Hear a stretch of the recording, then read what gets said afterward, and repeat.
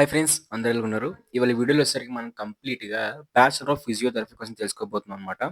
So, చాలామంది students అయితే అడిగారు కాబట్టి, సో, దాని బేస్ మీద మనం బ్యాచిలర్స్ ఆఫ్ ఫిజియోథెరపీ ఏదైతే ఉందో, సో, ఈ కోర్స్‌కి సంబంధించి కంప్లీట్ డీటెయిల్స్ అయితే మీకు ఇవ్వబోతున్నాను. సో, అందరూ వీడియోని చివరి వరకు చూడడానికి ట్రై అయితే చేయండి. చివరి వరకు చూసిన వాళ్ళకి మాత్రమే క్లారిటీగా అర్థమైతే అవుతుందనమాట. సో, మనం ఇప్పుడు ఈ మొత్తం చూసేసరికి సెక్షన్‌లో వచ్చేసరికి మనం చాలా డిఫరెంట్‌గా మాట్లాడుకోబోతున్నాం. సో, లైక్ స్కోప్ ఉందా? జాబ్స్ ఉన్నాయా? గవర్నమెంట్ ఆపర్చునిటీస్ ఉన్నాయా? సో, ఓకేనా? బెస్ట్ కాలేజెస్ ఏంటి? అడ్మిషన్స్ ఎలా జరుగుతున్నాయి? సో, అడ్మిషన్స్ ప్రాసెస్ ఏంటి? టీఎస్ వాళ్ళకేంటి? ఏపీ వాళ్ళకేంటి? అని చెప్పేసి కంప్లీట్‌గా అయితే వీడియోలో మాట్లాడుకోబోతున్నాం అనమాట. సో, చూడండి వీడియోకి టాపిక్‌లోకి అయితే వెళ్ళిపోదాం. సో, ముందులో వచ్చేసరికి బీపీటీ అయితే అంటారండి. సో, బీపీటీకి కింద ఫుల్ ఫామ్ అయితే ఇచ్చారు కదా! బ్యాచిలర్ ఆఫ్ ఫిజియోథెరపీ అని చెప్పేసి అయితే మనకి అనడం అయితే జరుగుతుందనమాట. సో, చూసుకున్నట్లయితే మొత్తం ఈ కోర్స్‌కి సంబంధించి డీటెయిల్స్ చూద్దాము. సో, వన్ బై వన్ వచ్చేసరికి. సో, నెక్స్ట్ గాని చూసుకున్నట్లయితే మనకి ఈ బ్యాచిలర్ ఆఫ్ ఫిజియోథెరపీలో కోర్స్‌కి సంబంధించి డీటెయిల్స్ చూసుకుందాం. సో, కోర్స్‌కి సంబంధించి డీటెయిల్స్ చూసుకున్నట్లయితే ఇక్కడ మనకైతే ఇచ్చారండి. సో, ఇది 6 మంత్స్ ఉంటది. సో, 6 మంత్స్ వచ్చేసరికి మనకి ఇంటర్న్‌షిప్ అయితే ఉంటుందండి. ఖచ్చితంగా అందరూ కూడా ఇంటర్న్‌షిప్ అయితే కంప్లీట్ చేయాల్సిన అవసరం అయితే ఉంటుంది. సో, ప్రతి ఒక్కరు ఇంటర్న్‌షిప్‌ని అయితే కంప్లీట్ చేయాలి. సో, దీనికి ఎందుకు ఇంత క్రేజ్ అనుకున్నట్లయితే మనకి ఎంబీబీఎస్ తర్వాత కానివ్వండి, లేకపోతే మనకి బీడీఎస్ తర్వాత సో, బీపీటీ ప్రొఫెషనల్ కోర్స్ అని చెప్పి అంటారు. సో, అంత లెవెల్‌లో మనకి దీంట్లో క్రేజ్ అయితే ఉందన్నమాట. సో, ఎందుకన్నట్లయితే మనకిక్కడ ఈ కోర్స్‌లో చేసిన వారికి డాక్టర్ అనే ప్రిఫిక్స్ అయితే మాత్రం వస్తుందన్నమాట. సో, ఓన్లీ డాక్టర్ అనేది మీరు నర్సింగ్ చేసినా లేకపోతే మీరు ఏం ఇతర కోర్సులు చేసినా సరే రాదు. పారామెడికల్‌లో కూడా చాలా కోర్సులు మాక్సిమం కోర్సెస్‌కి డాక్టర్ అనే ప్రిఫిక్స్ అయితే రాదు. బట్ పీపీటీ చేసిన వాళ్ళకేంటంటే డాక్టర్ అని చెప్పేసి అయితే వాళ్ళ నేమ్ ముందైతే వస్తుందన్నమాట.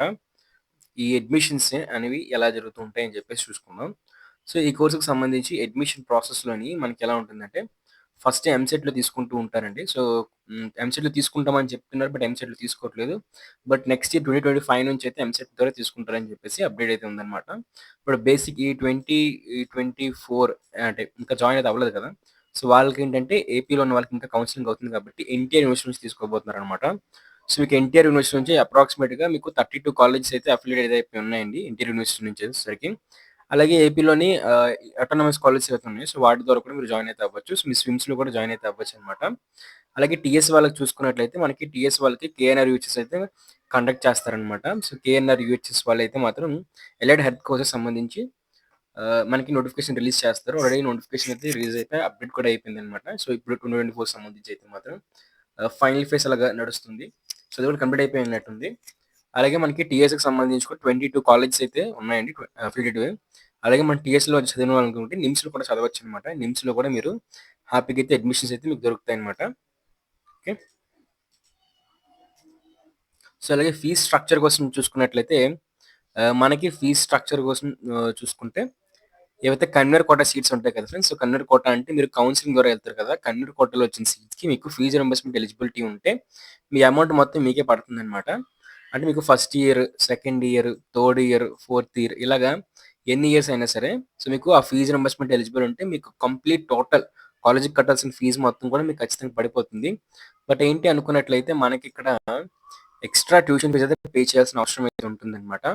సో, ఏంటంటే ఇది ఈ కౌన్సెలింగ్‌కి సంబంధించి కాలేజ్ వాళ్ళైతే అడుగుతారనమాట ఎక్స్‌ట్రా ట్యూషన్ ఫీజు. సో, ప్రతి ఒక్కరు పే చేయాల్సింది ఈవెన్ థౌట్ మీరు ఫీజ్ రింబర్స్‌మెంట్ ఎలిజిబుల్ అయినప్పటికీ కూడా మీరు ట్యూషన్ ఫీజ్ అయితే పే చేయాలి. ఇది 40-40 50,000 అయితే ఉంటుంది. కొన్ని కాలేజెస్‌లో యావరేజ్‌గా 45,000 అయితే ఉంటుందన్నమాట. సో, మీరు ఇది పే చేసుకుంటే సరిపోతుంది. ఓకేనా? సో, దీంతో పాటు నెక్స్ట్ చూసుకున్నట్లయితే మీకు ఎంటీఎఫ్ కూడా వస్తుందండి. ఫీజ్ స్ట్రక్చర్‌లోనే చెప్పేస్తున్నాను ఇది కూడాను స్కాలర్‌షిప్‌కి సంబంధించి.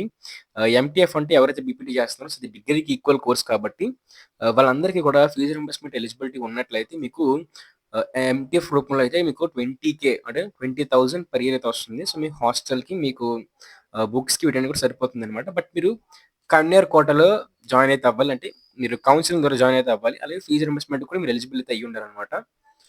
ఓకే. సో, అలాగే ఇక్కడ చూసుకున్నట్లయితే మనకి మేనేజ్‌మెంట్ సీట్స్ సంబంధించి చెప్తున్నారు. సో, మేనేజ్‌మెంట్ సీట్స్‌లో వచ్చేసరికి ఏంటంటే, మేనేజ్‌మెంట్ సీట్స్‌లో అయితే మొత్తం మీరే పెట్టుకోవాల్సిన అవసరం అయితే ఉంటుందండి.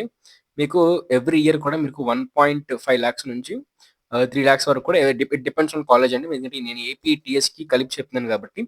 సో, హై లెవెల్ కాలేజ్ కూడా ఉంటాయి. సో, అవి 3 లాక్స్ కూడా చార్జ్ చేస్తుంటాయి. ఆన్ అన్ యావరేజ్ మినిమంలో మినిమం మీకు 1,00,000 అయితే పట్టేస్తుంది ఎవ్రీ ఇయర్ కూడాను. సో, ఎలాంటి కాలేజ్ అయినా సరే మీకు 1,00,000, 1.5 లాక్ అయితే మీరు ఖచ్చితంగా మేనేజ్‌మెంట్ కోటాలో మీరు జాయిన్ చేసుకున్నట్లయితే ఆ అమౌంట్ అయితే పే చేయాల్సిన అవసరం అయితే ఉంటుంది. దాంతో పాటు మీకు ఎంటీఎఫ్ ఇంకా ఆర్టీఎఫ్ కూడా ఏమీ దొరకవండి. సో, మీకు ఇవి కట్ అయితే అయిపోతాయి. సో, ఓన్లీ ఇవి ఎంటీఎఫ్, ఆర్టీఎఫ్ అంటే ఈ పోస్ట్ మెట్రిక్ స్కాలర్‌షిప్స్ ఉన్నాయి కదా! సో, ఇవన్నీ ఓన్లీ కన్వీనర్ కోటాలో జాయిన్ అయిన వాళ్ళకి మాత్రమే. సో, ఇంకా టైమ్ అయితే ఉంది. మీరు కావాలనుకుంటే ఇందులో కూడా జాయిన్ అవ్వచ్చు. ఎవరు కూడా కంగారు పడిపోయి మేనేజ్మెంట్‌లో జాయిన్ అవ్వద్దు. ఇంటర్ యూనివర్సిటీ వాళ్ళ కోసం చెప్తున్నాను. కిన్నర్ యూనివర్సిటీ వాళ్ళొచ్చేసరికి మీరు మేనేజ్మెంట్ కోటాలో జాయిన్ అయితే అయిపోయింది. ఎందుకంటే మీ కౌన్సెలింగ్ కంప్లీట్ అయిపోయింది కాబట్టి. ఓకే. సో, అలాగే చూసుకున్నట్లయితే కౌన్సెలింగ్. ఈ కౌన్సెలింగ్ ప్రాసెస్ మీకు మొత్తం స్టెప్ బై స్టెప్ ఎక్స్‌ప్లెయిన్ చేస్తాను. సో, ఇదొచ్చేసరికి ఈ బార్ గ్రాఫ్‌లో అయితే వస్తుందండి. అంటే పైనుంచి కిందకైతే ఎళ్తుందనమాట.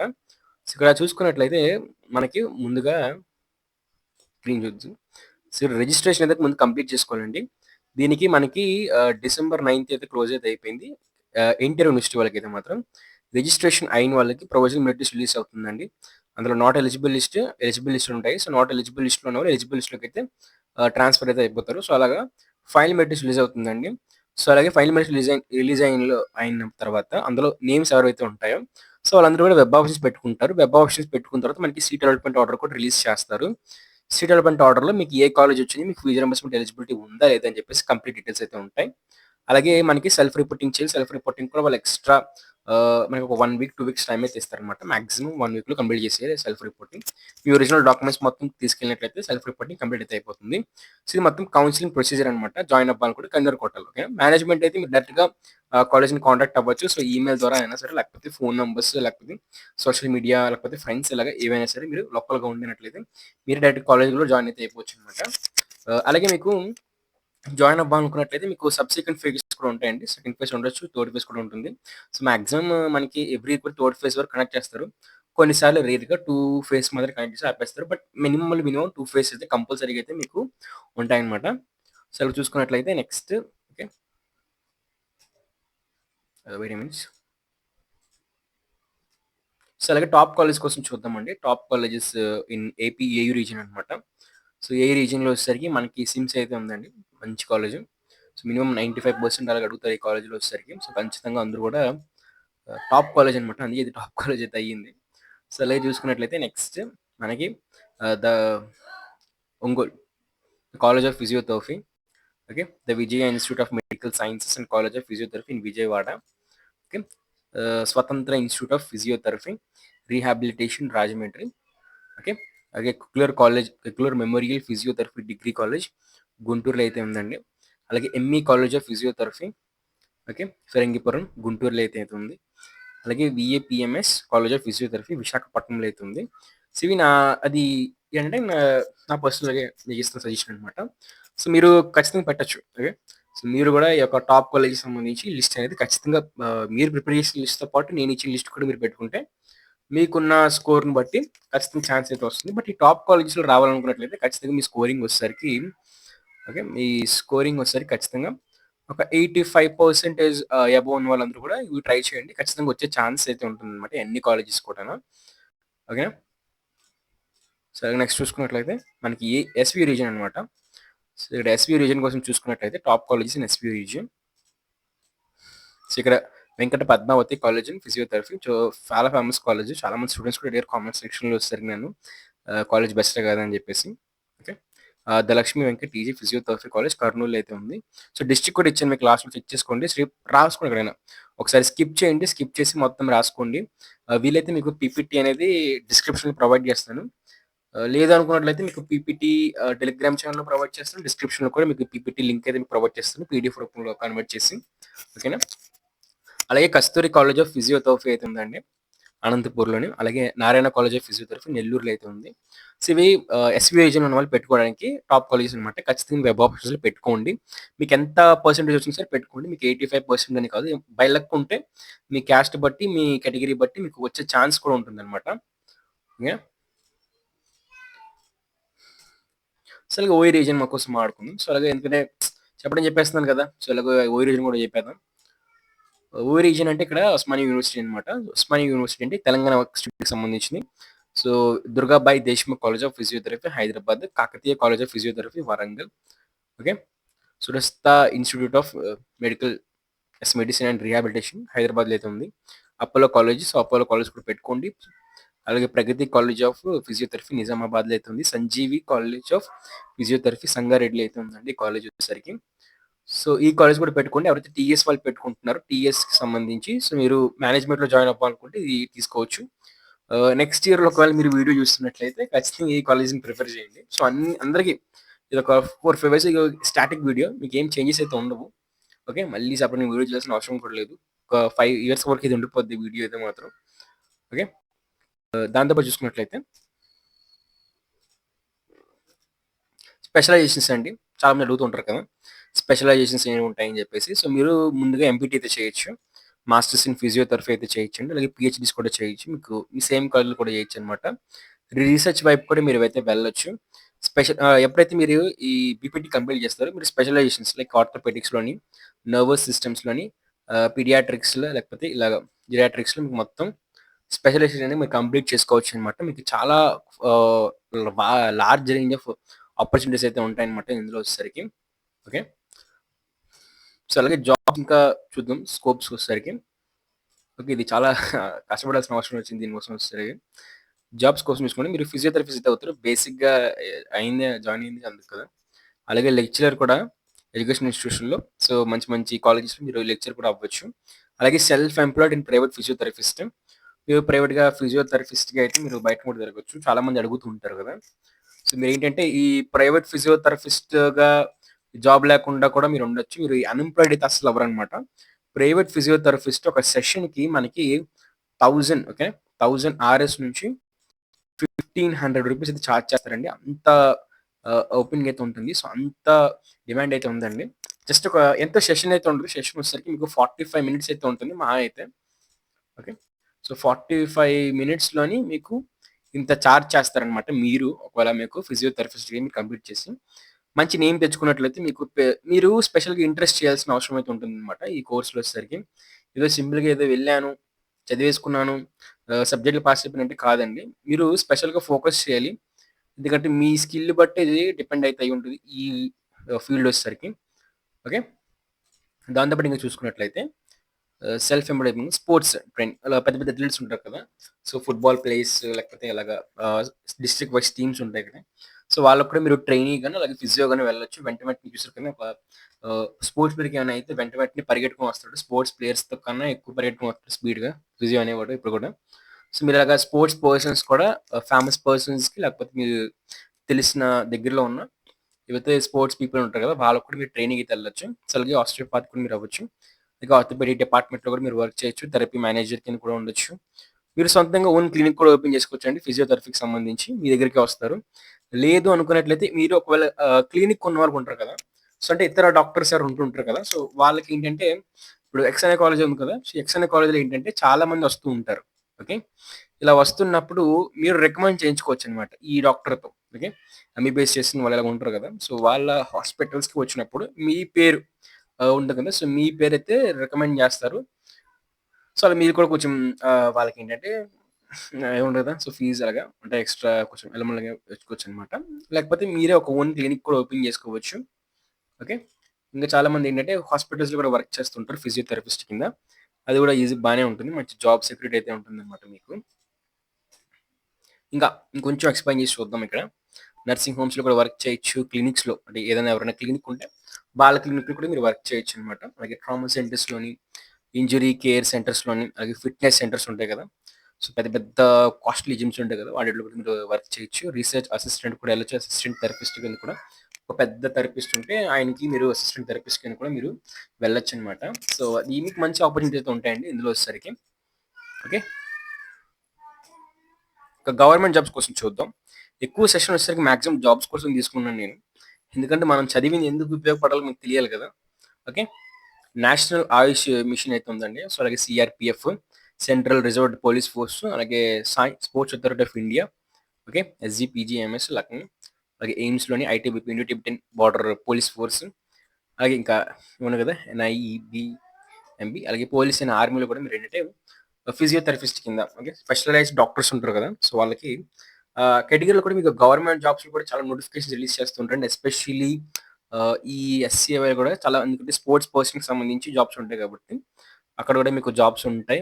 ఐటీబీపీలో ఉంటుంది. సీఆర్‌పీఎఫ్‌లో కూడా చాలా రిపీటెడ్‌గా సాలరీస్ కూడా మీకు స్టార్టింగే గవర్నమెంట్‌లోని 35 బై హ్యాండ్ అయితే ఇస్తారండి. సో, అంత మంచి ఆపర్చునిటీస్ అయితే మీరు మిస్ చేసుకోకూడదు. గవర్నమెంట్ సైడ్ కూడా చాలా ఆపర్చునిటీస్ అయితే ఉంటాయి ఇందులో వచ్చేసరికి. ఓకే. సాలరీస్ కోసం చూద్దాం ఒకసారి. సాలరీస్ కోసం చూసుకున్నట్లయితే ఇది మంత్‌కి చెప్తున్నాననమాట. తర్వాత మీకు ఇయర్ చెప్తాను. మంత్ చూసుకున్నట్లయితే స్టార్టింగ్‌లో జాయిన్ అయిన వాళ్ళకి 25,000 ఉంటది. 1 ఇయర్ తర్వాత మనకి 35,000 ఉంటుంది. సో, యావరేజ్ ఇది. అప్రాక్సిమేట్ కరెక్ట్‌గా ఇంతే ఉంటుంది. మీ లైఫ్ ఇలాగే ఉంటుందని నేను చెప్పట్లేదు. మీ స్కిల్ మీరు చేసిన మీకు డెడికేషన్ బట్టి మీరు ఎంత ఫాస్ట్‌గా పేషెంట్‌కి రిలీవ్ ఇవ్వబోతున్నారని చెప్పేసి దాన్ని బట్టయితే మీకుంటుంది. ఓకే. అలాగే మీకు 5 ఇయర్స్ తర్వాత వచ్చేసరికి 1.5 లాక్ వరకు ఉంటుందండి. యావరేజెస్‌కొచ్చేసరికి ఓకే. ఇంత పర్ ఇయర్‌కి చెప్తున్నానిది. ఎక్కువ సాలరీ కావాలనుకున్నట్లయితే మీకు ఫారిన్ కంట్రీస్ లేదా యూకే, ఆస్ట్రేలియా, యూఎస్ఏ ఇలాంటి కంట్రీస్‌కైతే మీరు వెళ్ళొచ్చు. ఓకేనా? దీంతో పాటు మీకు లాస్ట్‌లో చెప్తానండి. సో, అసలు బేసిక్‌గా మనం అసలు వర్క్ ఏంటి అని చెప్పేసి. ఓకే. దీన్ని చూద్దాం ఒకసారి. ఇంతే సెషన్ అయితే అయిపోయింది ఇక్కడితోని. చూసుకున్నట్లయితే ఇక్కడ మీరు ఫిజియోథెరపిస్ట్‌గా ఏం చేస్తారు? ఓకే. ఇది నేను ఫస్ట్ నుంచి చెప్పాల్సింది. బట్ మీకు లాస్ట్‌లో చెప్తున్నాను ఫిజియోథెరపిస్ట్‌గా మీరు ఏం చేస్తారని చెప్పేసి. సో, బేసిక్‌గా ఫిజియోథెరపిస్ట్ అనే పీపుల్ ఏంటంటే ఎవరికైనా సరే ఇంజ్యూరీస్ అయినా, లేకపోతే యాక్సిడెంట్స్ అయినా సరే వాళ్ళకి ఆపరేషన్స్ చేస్తారు కదా! సో, ఇలా ఆపరేషన్స్ చేస్తున్నప్పుడు ఓకే. ఏదైనా లెగ్ కానివ్వండి, లేకపోతే ఏదైనా ఓకే. సో, ఏదైనా లెగ్ కానివ్వండి, లేకపోతే హ్యాండ్ మూవ్‌మెంట్ కానివ్వండి అవి క్లోజ్ అయిపోతాయి. ఓకే. వాళ్ళకి ఏదైనా సివియర్ ఆపరేషన్స్ జరిగినా, ఇంజ్యూరీస్ జరిగినా వాటి నుంచి ఏంటంటే ఎంబీబీఎస్ డాక్టర్స్ అనేవాళ్ళు ఏం చేస్తారంటే వాళ్ళకి ట్రీట్మెంట్ ఇప్పిస్తారు, మెడిసిన్ ఇప్పిస్తారు. అదే విధంగా వాళ్ళకి ఏంటంటే ఆపరేషన్ చేసి మొత్తం ఓకే. డన్ చేస్తారు. ఎలాంటి ప్రాబ్లమ్ లేకుండా. బట్ వాళ్ళకి మూవ్‌మెంట్ ఇప్పించాలి. అంటే వాళ్ళు నడిచేలా చేయాలి. వాళ్ళు ఏదైతే ఈ లెగ్ గానివ్వండి, హ్యాండ్ గానివ్వండి ఆపరేషన్ జరిగిందో అది లెగదు. ఓకేనా? అది మూవ్‌మెంట్ ఉండదు అందులో. సో, ఆ టైంలో మీరేం చేస్తారంటే ఆ మూవ్‌మెంట్ తెప్పిస్తారనమాట. ఓకే. సో, వాళ్ళు మళ్ళీ నార్మల్ అయ్యేలాగా మినిమమ్ ఇక కొన్ని సెషన్స్ తీసుకొని వాళ్ళతోని వాళ్ళు మళ్ళీ నార్మల్‌గా పీపుల్‌గా బిహేవ్ చేసేలాగా అంటే నార్మల్‌గా నడిచేలాగా, నార్మల్‌గా వాళ్ళ బాడీ మూవ్‌మెంట్ ఉండేలాగా, వాళ్ళు బేగంగా కోలుకునేలాగా ఇలాగ మూవ్‌మెంట్ కంటిన్యూటీ అనేది ఉంటున్నప్పుడు ఏమవుతుందంటే వాళ్ళు బేగంగా కోలుకోవడం జరుగుతుందనమాట. ఏమన్నా బిగ్ ఆపరేషన్స్ జరిగిన తర్వాత ఖచ్చితంగా ఫిజియోథెరపిస్ట్ అయితే ఉండాల్సింది. ఫిజియోథెరపిస్టే ఉంటాడు పక్కన. మీరు ఎక్కువ పేషెంట్స్‌తో ఇంకా డీల్ చేస్తారండి. మీరు పేషెంట్స్‌తో పాటు ఉంటారు. మీరు పేషెంట్స్‌తో అలాగా కనెక్ట్ అయి ఉంటారు. మీకు మంచి కమ్యూనికేషన్ స్కిల్స్ కూడా ఖచ్చితంగా రావాల్సిన అవసరం అయితే ఉంటుంది. అలాగే పేషెంట్‌తో ఉంటారు కాబట్టి మీరు ఫార్మసీ లాగా లేకపోతే ఫార్మా డీ లాగా you do not okay. Interact డైరెక్ట్‌గా మీరేంటంటే పేషెంట్‌తోనే ఇన్వాల్వ్ అయ్యి ఉంటారు కాబట్టి కమ్యూనికేషన్ స్కిల్స్ వచ్చుండాలి. అలాగే మంచిగా పీపుల్‌ని ట్రీట్ చేయడం, మాట్లాడడం, కాన్ఫిడెన్స్ తెప్పించడం, పాజిటివ్‌గా మాట్లాడడం. సో, ఇవన్నీ మీకు వచ్చుండాలనమాట. ఫిజియోథెరపిస్ట్ కిందైతే మాత్రం. సో, ఇలా మీకు ఇలా వస్తేనే మీకు ఇలాంటి లైఫ్ స్టైల్ నేనొక పేషెంట్‌తో డైరెక్ట్‌గా ఇంటరాక్ట్ అయ్యి, అతని ఒక మూవ్‌మెంట్ తెప్పించి, అతన్ని మళ్ళీ నార్మల్ స్థితికి నా పాజిటివ్ వర్డ్స్‌తో నేను ఇచ్చిన కాన్ఫిడెన్స్ అతను తెప్పించుంటే ఫిజియోథెరపిస్ట్ అంటే మాట్లాడేవాళ్ళు కాదు. బట్ ఏంటంటే వాళ్ళ స్పెషలైజ్డ్ ఉంటారనమాట అందులో. ఓకే. సో, ఇది ఫిజియోథెరపీ కోసం. మీకింకా ఏమైనా డౌట్స్ ఉన్నట్లయితే కామెంట్ చేయండి. మీ అందరికి రిప్లైస్ కూడా ఇస్తాను. అలాగే మీకింకా ఏ కోర్స్ కావాలి ఓకేనా? ఎంఎల్‌టీ కావాలనుకుంటున్నారా? ఎంఎల్‌టీ బీపీటీ అయిపోయింది కదా! సో, కార్డియోవాస్కులర్ సీవీటీ కావాలనుకుంటున్నారా? ఇమేజింగ్ టెక్నాలజీ కావాలనుకుంటున్నారా? ఓకే. అనస్థీషియా ఏఎన్‌టీ కావాలనుకుంటున్నారా? అనస్థీషియా టెక్నాలజీ కావాలనుకుంటున్నారా? మీ ఇష్టం. మీరు ఏం కోరుకుంటే అది నేను వీడియో చేసి పెడతాను. Next upcoming video. బట్ దేనికి ఎక్కువ కామెంట్స్ వస్తాయని దాన్ని బట్టి అయితే ఉంటుంది. బట్ ఈ పీపీటీ ప్రిపరేషన్, ఎక్స్‌ప్లనేషన్ కూడా చాలా టైం తీసుకుంటుంది ప్రాసెస్ వచ్చేసరికి. సో, దీనికి నేను ఒక మినిమమ్ ఒక 1000 వ్యూస్ ఎక్స్‌పెక్ట్ చేస్తున్నాను. బట్ మీరది రీచ్ అయ్యారంటే ఖచ్చితంగా నేను నా వంతు ప్రయత్నం కింద అన్ని కోర్సులు ఆల్ 16 కోర్సెస్‌కి సంబంధించి మీకు నేనైతే ఖచ్చితంగా ఇలాగ ఒక ఎక్స్‌ప్లనేషన్ మంచి గైడెన్స్ అయితే ఇస్తానండి. సో, అది పీపీటీ లింక్ కూడా డిస్క్రిప్షన్‌లో ఉంది. అలాగే సబ్స్క్రైబ్ చేసుకుంటే మీకు ఇలాంటి మంచి ఇన్ఫర్మేషన్ అయితే దొరుకుతుందనమాట. ఓకే. సబ్స్క్రైబ్ చేసుకోండి. బెల్ నోటిఫికేషన్ ఆల్ పెట్టుకోండి. టెలిగ్రామ్ ఛానెల్ కూడా జాయిన్ అవుతారు కాబట్టి మీ రిక్వెస్ట్ వచ్చిన వెంటనే మీకు అప్డేట్ చేయడం జరుగుతుందనమాట. ఓకే. Thank you. బాయ్.